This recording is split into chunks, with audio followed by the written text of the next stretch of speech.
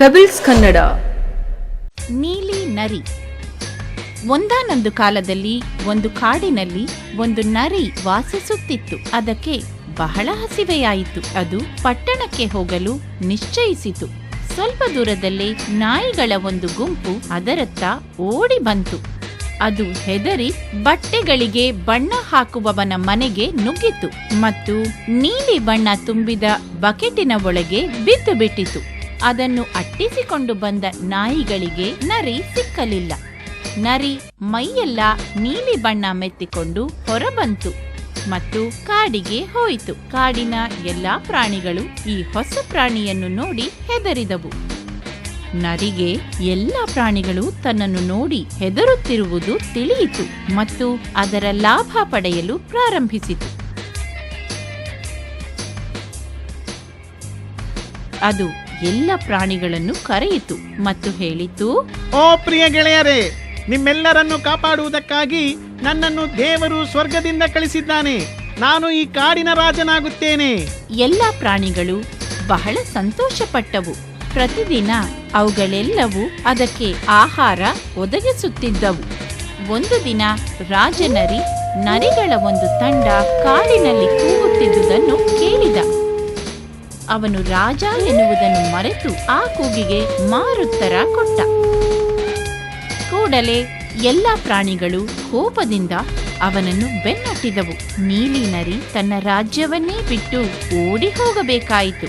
ನೀತಿ, ನಮಗೆ ಇಲ್ಲದಿರುವ ಅರ್ಹತೆಯನ್ನು ಇದೆ ಎಂದು ನಾವು ಎಂದಿಗೂ ನಟಿಸಬಾರದು. ಬುದ್ಧಿವಂತ ಪುಟ್ಟ ಮೊಲ. ಒಮ್ಮೆ ಒಂದು ಕಾಡಿನಲ್ಲಿ ಅನಾವಶ್ಯಕವಾಗಿ ಅಧಿಕ ಸಂಖ್ಯೆಯಲ್ಲಿ ಪ್ರಾಣಿಗಳನ್ನು ಬೇಟೆಯಾಡಿ ಕೊಲ್ಲುತ್ತಿದ್ದ ಒಂದು ದೊಡ್ಡ ಸಿಂಹ ಇತ್ತು. ಒಂದು ದಿನ ಕಾಡಿನ ಪ್ರಾಣಿಗಳೆಲ್ಲ ಸಭೆ ಸೇರಿದವು ಮತ್ತು ಇದು ಹೀಗೆಯೇ ಮುಂದುವರೆದರೆ ಕಾಡಿನಲ್ಲಿ ಯಾವ ಪ್ರಾಣಿಯೂ ಇರುವುದಿಲ್ಲ ಎನ್ನುವ ತೀರ್ಮಾನಕ್ಕೆ ಬಂದವು.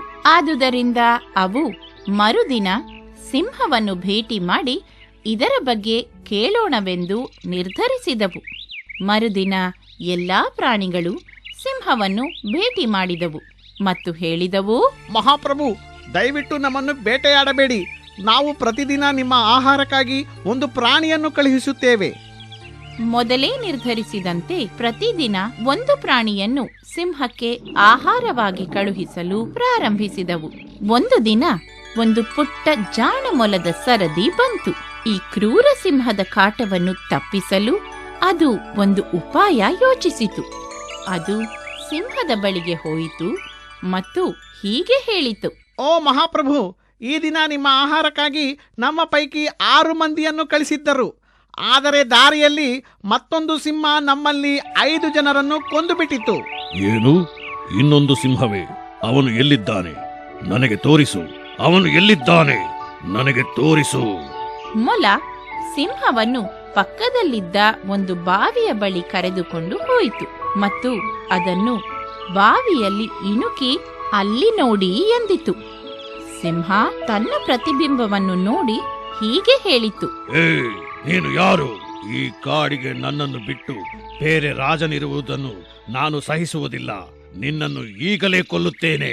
ಹೀಗೆ ಹೇಳಿ ಬಾವಿಯೊಳಗೆ ಜಿಗಿದು ತನ್ನ ಕೊನೆಯನ್ನು ತಾನೇ ತಂದುಕೊಂಡಿತು. ನೀತಿ, ಜಾಣ ಉಪಾಯಕ್ಕೆ ಗೆಲುವು. ಕಾಗೆಗಳು ಮತ್ತು ಹಾವು. ಒಂದು ಕಾಡಿನಲ್ಲಿ ಒಂದು ದೊಡ್ಡ ಮರ ಇತ್ತು. ಅನೇಕ ಹಕ್ಕಿಗಳು ಆ ಮರದ ಮೇಲೆ ಗೂಡು ಮಾಡಿಕೊಂಡಿದ್ದವು. ಒಂದು ದೊಡ್ಡ ಹಾವು ಈ ಮರವನ್ನು ನೋಡಿತು. ಈ ಮರ ನನಗೆ ಒಳ್ಳೆ ಮನೆಯಾಗುತ್ತದೆ. ಅದು ಅಲ್ಲಿ ವಾಸಿಸಲು ಮೊದಲು ಮಾಡಿತು. ಒಂದು ದಿನ ಹಾವು ತುಂಬಾ ಮೊಟ್ಟೆಗಳಿದ್ದ ಒಂದು ಗೂಡನ್ನು ನೋಡಿತು. ನಾನು ಎಷ್ಟು ಅದೃಷ್ಟವಂತ! ನಾನು ಇನ್ನು ಮುಂದೆ ಆಹಾರವನ್ನು ಹುಡುಕಿಕೊಂಡು ಹೋಗಬೇಕಾಗಿಲ್ಲ ಎಂದುಕೊಂಡಿತು ಮತ್ತು ಎಲ್ಲಾ ಮೊಟ್ಟೆಗಳನ್ನು ತಿನ್ನಲು ಶುರು ಮಾಡಿತು. ಹಕ್ಕಿಗಳು ಹಿಂತಿರುಗಿದಾಗ ಖಾಲಿ ಗೂಡುಗಳನ್ನು ನೋಡಿ ದುಃಖಪಟ್ಟವು.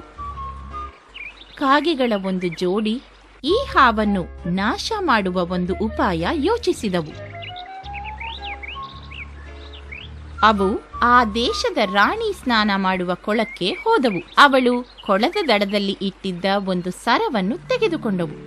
ಅವು ಮತ್ತೆ ಮರಕ್ಕೆ ಬಂದು ಸರವನ್ನು ಹಾವಿನ ಹುತ್ತದ ಬಳಿ ಹಾಕಿಬಿಟ್ಟವು. ರಾಣಿಯ ಸೇವಕರು ಸರದ ಹತ್ತಿರ ಹಾವನ್ನು ನೋಡಿದರು. ಅದನ್ನು ಕೊಂದು ಸರವನ್ನು ತೆಗೆದುಕೊಂಡು ಹೊರಟು ಹೋದರು. ಕಾಗೆಗಳು ಮತ್ತು ಇತರ ಹಕ್ಕಿಗಳು ಸಂತೋಷದಿಂದ ಇದ್ದವು ಮತ್ತು ಇನ್ನು ಮುಂದೆ ಅವುಗಳ ಮೊಟ್ಟೆಗಳು ಸುರಕ್ಷಿತವಾಗಿದ್ದವು. ನೀತಿ: ಎಂತಹ ಕಷ್ಟಕಾಲದಲ್ಲೂ ಒಂದು ಉಪಾಯ ಇದ್ದೇ ಇರುತ್ತದೆ. 4 ಗೆಳೆಯರು. ಒಂದು ಸುಂದರ ಕಾಡಿನಲ್ಲಿ 4 ಒಳ್ಳೆಯ ಗೆಳೆಯರಿದ್ದರು. ಒಬ್ಬ ಜಿಂಕೆ, ಒಂದು ಆಮೆ, ಒಂದು ಕಾಗೆ ಮತ್ತು ಒಂದು ಇಲಿ. ಅವರೆಲ್ಲರೂ ಹೆಚ್ಚಿನ ಸಮಯವನ್ನು ಜೊತೆಯಲ್ಲಿಯೇ ಕಳೆಯುತ್ತಿದ್ದರು. ಒಂದು ದಿನ ಎಂದಿನಂತೆ ಎಲ್ಲರೂ ಒಂದೆಡೆ ಸೇರಿದರು.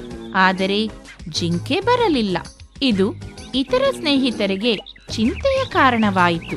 ಆಮೆ ಕಾಗೆಯನ್ನು ನೋಡಿ ಜಿಂಕೆ ಏಕೆ ಬರಲಿಲ್ಲವೆಂದು ತಿಳಿದುಕೊಂಡು ಬರಲು ಹೇಳಿತು. ಕಾಗೆ ಎಲ್ಲ ಕಡೆ ಹುಡುಕಿತು ಮತ್ತು ಕೊನೆಯಲ್ಲಿ ಜಿಂಕೆ ಒಬ್ಬ ಬೇಟೆಗಾರನ ಬಲೆಯಲ್ಲಿ ಸಿಕ್ಕಿಬಿದ್ದಿರುವುದನ್ನು ನೋಡಿತು. ಜಿಂಕೆ ಕಾಪಾಡಿ ಕಾಪಾಡಿ ಎಂದು ಕೂಗುತ್ತಿತ್ತು.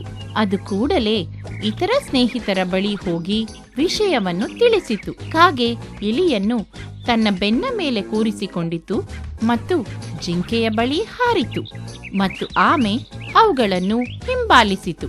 ಇಲಿ ತನ್ನ ಹಲ್ಲಿನಿಂದ ಬಲೆಯನ್ನು ತುಂಡು ಮಾಡಲು ಶುರು ಮಾಡಿತು.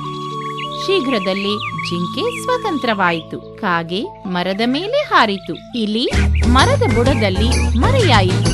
ಆದರೆ ಆಮೆಗೆ ಓಡಲು ಆಗಲಿಲ್ಲ. ಬೇಟೆಗಾರನು ಅದನ್ನು ಬಲೆಯಲ್ಲಿ ಕಟ್ಟಿದ. ಈಗ ಇನ್ನೊಬ್ಬ ಗೆಳೆಯ ಅಪಾಯದಲ್ಲಿದ್ದ. ಜಿಂಕೆ ಬೇಟೆಗಾರನ ದಾರಿಯಲ್ಲಿ ನಿಂತು ಅವನನ್ನು ಆಕರ್ಷಿಸಿತು. ಜಿಂಕೆಯನ್ನು ನೋಡಿದ ಕೂಡಲೇ ಅವನು ಬಲೆಯನ್ನು ಕೆಳಗೆ ಹಾಕಿದ ಮತ್ತು ಜಿಂಕೆಯನ್ನು ಹಿಡಿಯಲು ಓಡಿದ. ಇಷ್ಟು ಹೊತ್ತಿಗೆ ಇಲಿ ಚೀಲವನ್ನು ಕಡಿದು ಹಾಕಿ ಆಮೆಯನ್ನು ಕಾಪಾಡಿತ್ತು. ಜಿಂಕೆ ಬಹಳ ಜೋರಾಗಿ ಓಡಿ ತಪ್ಪಿಸಿಕೊಂಡಿತು. ಬೇಟೆಗಾರನು ಹಿಂತಿರುಗಿ ಬಂದು ನೋಡಿದ ಮತ್ತು ಚೀಲ ಬರಿದಾಗಿರುವುದನ್ನು ನೋಡಿದ. ಸ್ವಾಮಿ ನಿಷ್ಠ ಮುಂಗುಸಿ. ಒಮ್ಮೆ ಒಂದು ಸಣ್ಣ ಹಳ್ಳಿಯಲ್ಲಿ ಒಬ್ಬ ರೈತನು ತನ್ನ ಹೆಂಡತಿ ಮತ್ತು ಮುದ್ದಾದ ಮಗುವಿನೊಡನೆ ವಾಸಿಸುತ್ತಿದ್ದ. ಒಂದು ದಿನ ದಿನದ ಕೆಲಸ ಮುಗಿಸಿ ಮನೆಗೆ ಬರುವಾಗ ರೈತನು ಒಂದು ಸಣ್ಣ ಮುಂಗುಸಿಯ ಮರಿಯನ್ನು ಮನೆಗೆ ತಂದ. ಓ ಪ್ರಿಯೆ, ಈ ಮುಂಗೂಸಿ ಮರಿ ನಮ್ಮ ಮಗುವಿನ ಪ್ರೀತಿಯ ಸಾಕು ಪ್ರಾಣಿಯಾಗಿ ಬೆಳೆಯಬೇಕು. ಒಂದು ದಿನ ರೈತನ ಹೆಂಡತಿ ಪೇಟೆಗೆ ಹೋಗಬೇಕೆಂದುಕೊಂಡಳು. ಅವಳು ಮಗುವನ್ನು ತೊಟ್ಟಿಲಿನಲ್ಲಿ ಮಲಗಿಸಿದಳು. ದಯವಿಟ್ಟು ಮಗುವಿನ ಮೇಲೆ ಒಂದು ಕಣ್ಣಿಟ್ಟಿರಿ ಎಂದು ಹೇಳಿ ಪೇಟೆಗೆ ಹೊರಟು ಹೋದಳು. ಸ್ವಲ್ಪ ಹೊತ್ತಿನಲ್ಲೇ ಅವಳು ಮನೆಗೆ ಮರಳಿದಳು. ಅವಳು ಮುಂಗುಸಿಯ ಕಡೆ ನೋಡಿದಳು ಮತ್ತು ರಕ್ತ ರಕ್ತ ಎಂದು ಕೂಗಿಕೊಂಡಳು. ನೀನು ನನ್ನ ಮಗನನ್ನು ಕೊಂದು ಬಿಟ್ಟೆ. ಅವಳು ಪೂರಾ ಶಕ್ತಿ ಹಾಕಿ ಮುಂಗುಸಿಯನ್ನು ಕೋಲಿನಿಂದ ಹೊಡೆದಳು ಮತ್ತು ಮಗುವನ್ನು ನೋಡಲು ಮನೆಯೊಳಗೆ ರಭಸದಿಂದ ನುಗ್ಗಿದಳು. ಮಗು ಗಾಢ ನಿದ್ರೆಯಲ್ಲಿತ್ತು. ನೆಲದ ಮೇಲೆ ತುಂಡು ತುಂಡಾಗಿ ಕತ್ತರಿಸಿದ ಒಂದು ಹಾವು ಸತ್ತು ಬಿದ್ದಿತ್ತು. ಅವಳಿಗೆ ನಡೆದದ್ದು ಏನು ಎಂದು ಅರ್ಥವಾಯಿತು. ಅವಳು ಮುಂಗುಸಿಯ ಬಳಿಗೆ ಓಡಿ ಹೋದಳು. ನೀನು ಹೋರಾಡಿ ಹಾವನ್ನು ಸಾಯಿಸಿ ನನ್ನ ಮಗುವಿನ ಪ್ರಾಣ ಉಳಿಸಿರುವೆ ಎಂದಳು.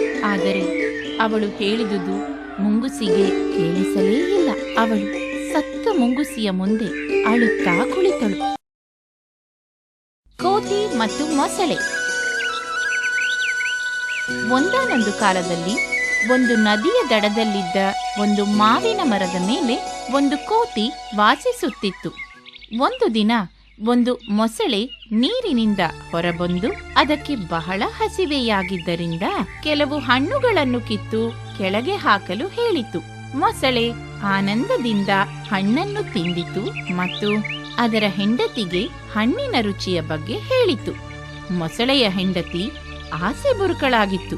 ಅವಳು ಹೀಗೆ ಯೋಚಿಸಿದಳು, ಮರದ ಹಣ್ಣು ಮಾತ್ರವೇ ಇಷ್ಟು ರುಚಿಯಾಗಿದ್ದರೆ ದಿನವೂ ಅದನ್ನೇ ತಿನ್ನುವ ಕೋತಿಯ ಹೃದಯ ಇನ್ನೆಷ್ಟು ರುಚಿಯಾಗಿರಬಹುದು. ಆದುದರಿಂದ ಅವಳು ತನ್ನ ಗಂಡನಿಗೆ ಕೋತಿಯ ಹೃದಯವನ್ನು ತಂದುಕೊಡಲು ಹೇಳಿದಳು. ಮೊಸಳೆಗೆ ಏನು ಮಾಡಲು ತೋಚಲಿಲ್ಲ. ಅದು ಕೋತಿಯ ಬಳಿ ಹೋಯಿತು ಮತ್ತು ಹೀಗೆ ಹೇಳಿತು. ಏ ಗೆಳೆಯ, ನನ್ನ ಹೆಂಡತಿ ನಿನ್ನನ್ನು ನಮ್ಮ ಮನೆಗೆ ಔತಣಕ್ಕೆ ಕರೆದಿದ್ದಾಳೆ. ನೀನೇಕೆ ನನ್ನ ಜೊತೆ ಬರಬಾರದು? ಕೋತಿ ಅವನ ಆಹ್ವಾನವನ್ನು ಒಪ್ಪಿತು ಮತ್ತು ಅವನ ಬೆನ್ನಿನ ಮೇಲೆ ಕುಳಿತಿತು. ಅವರು ನದಿಯ ಮಧ್ಯದಲ್ಲಿದ್ದಾಗ ಮೊಸಳೆಗೆ ಇನ್ನು ಮುಂದೆ ಸತ್ಯವನ್ನು ಮರೆಮಾಚಲು ಸಾಧ್ಯವಾಗಲಿಲ್ಲ. ಕೋತಿ ಮೊಸಳೆಗೆ ಹೇಳಿತು, ಹೇ ಗೆಳೆಯ, ಇದನ್ನು ನೀನು ನನಗೆ ಮೊದಲೇ ಹೇಳಬೇಕಾಗಿತ್ತು. ನಾನು ನನ್ನ ಹೃದಯವನ್ನು ಮರದ ಕೊಂಬೆಯ ಮೇಲೆ ಇಟ್ಟು ಬಂದು ಬಿಟ್ಟಿದ್ದೇನೆ. ನೀನು ನನ್ನನ್ನು ಮತ್ತೆ ಮರಕ್ಕೆ ಕರೆದುಕೊಂಡು ಹೋದರೆ ನನ್ನ ಹೃದಯವನ್ನು ಕೊಡುತ್ತೇನೆ. ಅವೆರಡು ಮರಕ್ಕೆ ಮತ್ತೆ ಹಿಂದಿರುಗಿದವು. ಕೋತಿ ಮೊಸಳೆಯ ಬೆನ್ನಿನಿಂದ ಚಂಗನೆ ಹಾರಿತು. ಅದು ಮೊಸಳೆಗೆ ಹೇಳಿತು, ಗೆಳೆಯ, ಈಗ ನಿನ್ನ ದುಷ್ಟ ಹೆಂಡತಿಯ ಬಳಿಗೆ ಹೋಗಿ ಹೇಳು, ನಿನ್ನ ಗಂಡ ಪ್ರಪಂಚದಲ್ಲಿಯೇ ಅತಿ ಮೂರ್ಖನೆಂದು. ನೀತಿ ಅತಿ ಆಸೆಯನ್ನು ಪ್ರೋತ್ಸಾಹ. ದೋಣಿ. ಒಂದು ಕಪ್ಪೆ, ಒಂದು ಕೋಳಿ ಮರಿ, ಒಂದು ಇರುವೆ ಮತ್ತು ಒಂದು ಗುಬ್ಬಿ ಇವುಗಳೆಲ್ಲವೂ ಒಂದು ವಿಹಾರಕ್ಕೆ ಹೊರಟವು. ಸ್ವಲ್ಪದರಲ್ಲೇ ಒಂದು ಹೊಳೆ ಅವರಿಗೆ ಎದುರಾಯಿತು. ಈಗ ನಾವು ಸ್ನಾನ ಮಾಡೋಣ ಎಂದು ಹೇಳಿ ಕಪ್ಪೆ ಚಂಗನೆ ನೀರಿಗೆ ಜಿಗಿಯಿತು. ಆದರೆ ನಮಗೆ ಈಜು ಬರುವುದಿಲ್ಲ ಎಂದು ಕೋಳಿ ಮರಿ, ಇಲಿ, ಇರುವೆ ಮತ್ತು ಗುಬ್ಬಿ ಹೇಳಿದವು. ಅವರೆಲ್ಲರಿಗೂ ಅವಮಾನವೆನಿಸಿತು. ಅವು ಇದಕ್ಕೆ ಪ್ರತಿಯಾಗಿ ಏನಾದರೂ ಮಾಡಬೇಕೆಂದುಕೊಂಡವು. ಕೋಳಿ ಮರಿ ಓಡಿ ಹೋಗಿ ಒಂದು ಎಲೆಯೊಡನೆ ಬಂದಿತು. ಇಲಿ ಒಂದು ಬಾದಾಮಿ ಚಿಪ್ಪು ತಂದಿತು. ಇರುವೆ ಒಂದು ಹುಲ್ಲು ಕಡ್ಡಿ ತಂದಿತು ಮತ್ತು ಗುಬ್ಬಿ ಒಂದು ಉದ್ದವಾದ ಕಪ್ಪು ದಾರವನ್ನು ತಂದಿತು. ಕೆಲವೇ ಕ್ಷಣಗಳಲ್ಲಿ ಅವು ಒಂದು ಸುಂದರ ದೋಣಿಯನ್ನು ತಯಾರಿಸಿದವು. ಅವು ಅದನ್ನು ನೀರಿಗೆ ದೂಡಿ ಅದರಲ್ಲಿ ಕುಳಿತು ಪ್ರಯಾಣ ಬೆಳೆಸಿದವು. ಕಪ್ಪೆ ನೀರಿನಿಂದ ತಲೆ ಎತ್ತಿ ಇತರರನ್ನು ಹಾಸ್ಯ ಮಾಡಲು ನೋಡಿತು. ಆದರೆ ದೋಣಿ ಬಹಳ ದೂರ ಹೋಗಿಬಿಟ್ಟಿತು. ನೀತಿ ಯಾರನ್ನೂ ಕಡೆಗಾಣಿಸಿ. 3 ಮೀನುಗಳು. ಒಂದಾನೊಂದು ಕಾಲದಲ್ಲಿ ಒಂದು ಕೊಳದಲ್ಲಿ 3 ದೊಡ್ಡ ಮೀನುಗಳು ವಾಸಿಸುತ್ತಿದ್ದವು. ಅವುಗಳ ಪೈಕಿ ಒಂದು ಮೀನು ಬಹಳ ಬುದ್ಧಿವಂತನಾಗಿತ್ತು. ಇನ್ನೊಂದು ಮೀನು ಜಾಣ ಮತ್ತು ಗಟ್ಟಿಗನಾಗಿತ್ತು. 3ನೆಯ ಮೀನು ಬರೀ ವಿಧಿಯನ್ನು ನಂಬಿ ಕುಳಿತುಕೊಳ್ಳುವ ಮೀನಾಗಿತ್ತು. ಒಂದು ದಿನ ಬುದ್ಧಿವಂತ ಮೀನು ಒಬ್ಬ ಮೀನುಗಾರನು ಹೀಗೆ ಹೇಳುತ್ತಿದ್ದುದನ್ನು ಕೇಳಿತು. ಹೇ, ಈ ಕೊಳದಲ್ಲಿ ತುಂಬಾ ಒಳ್ಳೆಯ ಮೀನುಗಳಿವೆ. ನಾವು ನಾಳೆ ಇಲ್ಲಿ ಮೀನು ಹಿಡಿಯೋಣ. ಇದನ್ನು ಕೇಳಿ ಬುದ್ಧಿವಂತ ಮೀನು ಇತರ 2 ಮೀನುಗಳ ಬಳಿಗೆ ಹೋಯಿತು. ಅದು ಕೇಳಿದುದನ್ನು ಹೇಳಿತು. ಅದು ಅವರಿಗೆ ಕೂಡಲೇ ಆ ಕೊಳವನ್ನು ಬಿಟ್ಟು ಹೋಗಲು ಬುದ್ಧಿ ಹೇಳಿತು. ಜಾಣ ಮೀನು ಕೊಳವನ್ನು ಬಿಟ್ಟು ಹೋಗಲು ಸಿದ್ಧವಿರಲಿಲ್ಲ. ಮೀನುಗಾರರು ಬರಲಿ, ನಾನು ಏನಾದರೂ ಉಪಾಯ ಮಾಡಿ ತಪ್ಪಿಸಿಕೊಳ್ಳುತ್ತೇನೆ. 3ನೆಯ ಮೀನು ಹೇಳಿತು, ನಾನು ಹುಟ್ಟಿದ ಈ ಜಾಗವನ್ನು ಬಿಟ್ಟು ಹೋಗುವುದಿಲ್ಲ. ಏನಾದರೂ ಆಗಲಿ, ಅದು ನನ್ನ ವಿಧಿ. ಬುದ್ಧಿವಂತ ಮೀನು ಕೂಡಲೇ ಆ ಕೊಳ ಬಿಟ್ಟು ಹೋಯಿತು. ಮರುದಿನ ಮೊದಲೇ ನಿರ್ಧರಿಸಿದಂತೆ ಮೀನುಗಾರರು ಬಂದರು ಮತ್ತು ತಮ್ಮ ಬಲೆ ಬೀಸಿದರು. ಜಾಣ ಮೀನು ಸತ್ತು ಹೋದಂತೆ ನಟಿಸಿತು. ಆದುದರಿಂದ ಮೀನುಗಾರರು ಅದನ್ನು ನೀರಿಗೆ ಬಿಸಾಡಿದರು. ವಿಧಿಯನ್ನೇ ನಂಬಿದ 3ನೆಯ ಮೀನು ಜೀವಕ್ಕಾಗಿ ಮೇಲೆ ಕೆಳಗೆ ಕುಣಿಯುತ್ತಿತ್ತು. ಮೀನುಗಾರರ ಪೈಕಿ ಒಬ್ಬ ಅದನ್ನು ಕತ್ತಿಯಿಂದ ಕೊಚ್ಚಿ ಸಾಯಿಸಿಬಿಟ್ಟ. ಆಮೆ ಮತ್ತು 2 ಬಾತುಕೋಳಿಗಳು. ಒಂದಾನೊಂದು ಕಾಲದಲ್ಲಿ ಒಂದು ಆಮೆ ಮತ್ತು 2 ಬಾತುಕೋಳಿಗಳು ವಾಸಿಸುತ್ತಿದ್ದವು. ಆದರೆ ಒಮ್ಮೆ ಬಹಳ ಕಾಲದವರೆಗೆ ಆ ದೇಶದಲ್ಲಿ ಮಳೆಯೇ ಬೀಳಲಿಲ್ಲ. ಹಕ್ಕಿಗಳು ಸುರಕ್ಷಿತ ಸ್ಥಳಗಳನ್ನು ಹುಡುಕಿಕೊಂಡು ಹಾರಿ ಹೋಗುತ್ತಿದ್ದವು. ಈ 2 ಬಾತುಕೋಳಿಗಳು ದೇಶ ಬಿಟ್ಟು ದೂರ ಹೋಗಲು ನಿರ್ಧರಿಸಿದವು. ಅವು ಆಮೆಗೆ ದೇಶ ಬಿಟ್ಟು ಹೋಗುವ ತಮ್ಮ ನಿರ್ಧಾರವನ್ನು ತಿಳಿಸಿದವು. ನೀವು ನನಗೆ ಏಕೆ ಬೀಳುಕೊಡುಗೆ ಹೇಳುತ್ತೀರಿ? ನಾನು ನಿಮ್ಮ ಸ್ನೇಹಿತನಲ್ಲವೇ? ನೀವು ನನಗೆ ಸಹಾಯ ಮಾಡುವುದಿಲ್ಲವೇ? ನಾವು ನಿನಗೆ ಹೇಗೆ ಸಹಾಯ ಮಾಡಬಲ್ಲೆವು? ಒಂದು ಉದ್ದವಾದ ಕೋಲು ತನ್ನಿರಿ. ನೀವು ಅದನ್ನು ನಿಮ್ಮ ಕೊಕ್ಕಿನಿಂದ 2 ತುದಿಗಳಲ್ಲಿ ಕಚ್ಚಿ ಹಿಡಿದುಕೊಳ್ಳಿ. ನಾನು ಕೋಲಿನ ಮಧ್ಯಭಾಗವನ್ನು ನನ್ನ ಬಾಯಿಯಿಂದ ಗಟ್ಟಿಯಾಗಿ ಕಚ್ಚಿ ಹಿಡಿಯುತ್ತೇನೆ. ನಂತರ ನಾವೆಲ್ಲರೂ ಇಲ್ಲಿಂದ ಹಾರಿ ಹೋಗಬಹುದು. ಬಾತುಗಳು ಈ ಉಪಾಯಕ್ಕೆ ಒಪ್ಪಿದವು. ದಾರಿಯಲ್ಲಿ ಒಂದು ಮಾತು ಆಡಬೇಡ ಅಥವಾ ನಿನ್ನ ಬಾಯಿ ತೆರೆಯಬೇಡ. ನಾನು ಅಂತಹ ಮೂರ್ಖ ಕೆಲಸ ಮಾಡುವುದಿಲ್ಲ. ಅವು ಪ್ರಯಾಣ ಆರಂಭಿಸಿದವು. ಅವು ಮೇಲೆ ಮೇಲೆ ಹೋದವು. ಅವು ಹೊಲಗಳ ಮೇಲೆ, ಬೆಟ್ಟಗಳ ಮೇಲೆ ಮತ್ತು ಕೊನೆಗೆ ಒಂದು ಪಟ್ಟಣದ ಮೇಲೆ ಹಾರಿದವು. ಈ ವಿಚಿತ್ರ ದೃಶ್ಯವನ್ನು ನೋಡಿ ಪಟ್ಟಣದ ಜನರು ಕೇಕೆ ಹಾಕಲು ಪ್ರಾರಂಭಿಸಿದರು. ಇದನ್ನು ನೋಡಿ ಆಮೆಗೆ ಜನರ ಕೂಗು ಹಿಡಿಸಲಿಲ್ಲ. ಅದು ಅವರಿಗೆ ಬೈಯಲು ಬಾಯಿ ತೆರೆಯಿತು. ಅದಕ್ಕೆ ಕೋಲಿನ ಹಿಡಿತ ತಪ್ಪಿ ಕೆಳಗೆ ಬಿತ್ತು ಮತ್ತು ಸತ್ತು ಹೋಯಿತು. ನೀತಿ: ಮೂರ್ಖ ಅಹಂಕಾರ ನಾಶಕ್ಕೆ ಬುದ್ಧಿವಂತ ಮುದಿ ಹಕ್ಕಿ.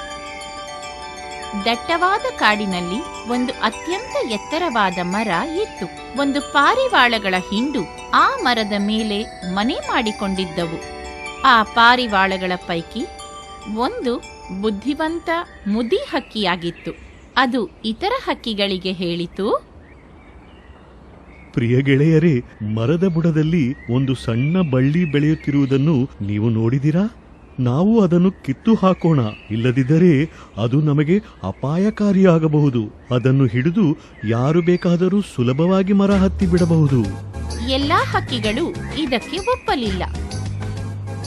ಶೀಘ್ರದಲ್ಲೇ ಬಳ್ಳಿ ದಪ್ಪವಾಗಿ ಮತ್ತು ಬಲಯುತವಾಗಿ ಬೆಳೆದು ಮರದ ಸುತ್ತ ಸುತ್ತಿಕೊಂಡಿತು. ಒಂದು ದಿನ ಬೆಳಿಗ್ಗೆ ಹಕ್ಕಿಗಳು ಆಹಾರಕ್ಕಾಗಿ ಹೊರಗೆ ಹೋಗಿದ್ದಾಗ ಒಬ್ಬ ಬೇಟೆಗಾರ ಬಂದ ಮತ್ತು ಪಾರಿವಾಳಗಳನ್ನು ಹಿಡಿಯಲು ತನ್ನ ಬಲೆ ಹರಡಿದ. ಸಂಜೆಯಾಗುತ್ತಿದ್ದಂತೆ ಪಾರಿವಾಳಗಳು ಮನೆಗೆ ಹಿಂದಿರುಗಿದವು. ಎಲ್ಲವೂ ಬಲೆಯಲ್ಲಿ ಸಿಕ್ಕಿಕೊಂಡು ಬಿಟ್ಟವು. ಅವು ಸಹಾಯಕ್ಕಾಗಿ ಬುದ್ಧಿವಂತ ಮುದಿ ಪಾರಿವಾಳದ ಸಲಹೆ ಕೋರಿದವು. ಮುದಿ ಹಕ್ಕಿ ಹೇಳಿತು, ಪ್ರಿಯ ಗೆಳೆಯರೇ, ನಾಳೆ ಬೆಳಿಗ್ಗೆ ಬೇಟೆಗಾರನು ಬಂದು ನಮ್ಮನ್ನು ತೆಗೆದುಕೊಂಡು ಹೋಗುತ್ತಾನೆ. ಬೇಟೆಗಾರನು ಸತ್ತ ಹಕ್ಕಿಗಳನ್ನು ಏನು ಮಾಡುವುದಿಲ್ಲ. ಅವನು ತೆಗೆದು ಎಸೆದು ಬಿಡುತ್ತಾನೆ. ಅವನು ನಮ್ಮ ಪೈಕಿ ಕೊನೆಯವನನ್ನು ಎಸೆದ ನಂತರ ನಾವೆಲ್ಲ ಹಾರಿ ಬಿಡೋಣ. ಮರುದಿನ ಬೇಟೆಗಾರನು ಬಂದಾಗ ಎಲ್ಲಾ ಹಕ್ಕಿಗಳು ಬುದ್ಧಿವಂತ ಹಕ್ಕಿ ಹೇಳಿದ ಹಾಗೆಯೇ ಮಾಡಿದವು ಮತ್ತು ಸಂತೋಷದಿಂದ ಹಾರಿ ಹೋದವು. ಪೆಬಲ್ಸ್ ಕನ್ನಡ